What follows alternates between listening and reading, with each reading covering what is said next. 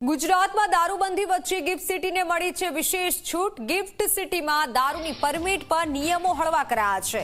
દારૂબંધીમાં છૂટછાટને લઈને રાજ્ય સરકારનું નોટિફિકેશન જાહેર। અન્ય રાજ્યના મુલાકાતીઓને હવે પરમિટની નહીં જરૂર પડે।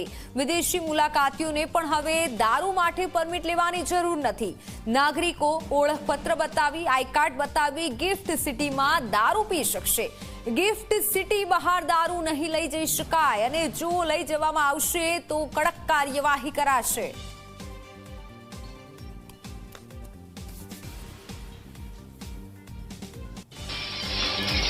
ગિફ્ટ સિટીમાં દારૂ પીવા અંગે વધુ છૂટ મળવા અંગે કોંગ્રેસના પ્રહાર। શ્વેત ક્રાંતિમાં દૂધના ટેન્કરો આવતા હવે દારૂના ટેન્કરો પકડાય છે। ગુજરાતમાં કરોડોના MOU થયા છતાં વેપાર ધંધા ઠપ છે।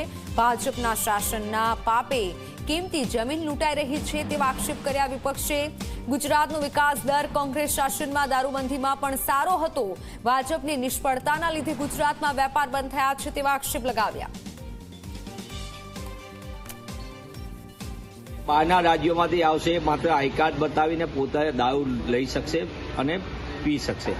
મને એમ લાગે છે કે આધાર એવો આપે છે કે ગુજરાતમાં દારૂની બંધી હોવાના કારણે વેપાર ધંધા અટકે છે, પ્રવાસીઓ અટકે છે અને દારૂની છૂટછાટ આપીએ તો વેપાર પણ વધે અને મોટી કંપનીઓ પણ આવે ને સાથે સાથે પ્રવાસીઓ પણ વધે।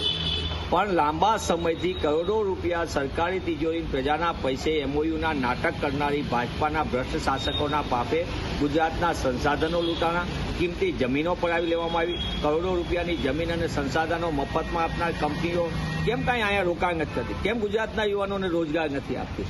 આ ગુજરાત સ્થાપના કાળથી મહારાષ્ટ્ર સાથે સ્પર્ધામાં રહીને ગુજરાત દેશમાં અવ્વલ નંબરના ઔદ્યોગિક રાજ્ય તરીકે પ્રસ્થાપિત થયેલું છે। ભાજપાની જે નીતિને નિયત છે એક એનકેન પ્રકારે ગાંધીના વિચારને ખતમ કરવો છે। ગુજરાતમાંથી એમને દારૂબંધી ઉઠાવી લેવા માટેના કાસા રચી રહ્યા છે એક પછી એક પગલાં અને એના કારણે આવા નાટકો કરી રહ્યા છે। જે ગુજરાત શ્વેત ક્રાંતિના કારણે એટલે કે દૂધના ટેન્કરથી ઓળખાય એ ગુજરાતમાં આજે દારૂના ટેન્કર અને કન્ટેનરો ઠલવાઈ રહ્યા છે। એ દુઃખની બાબત છે અને સાથે સાથે ડ્રગ્સનો અને નશાનો કારોબાર પણ બે રોકટોક ચાલે જેનાથી ગુજરાતનું ભવિષ્ય બરબાદ થયું છે। ત્યારે હું કોંગ્રેસ પક્ષ તરીકે માંગ કરું છું કે ભાજપાની નિષ્ફળ સરકાર, ભ્રષ્ટ સરકાર બુદ્ધિના દેવાળા ઉપર રોક લગાવે।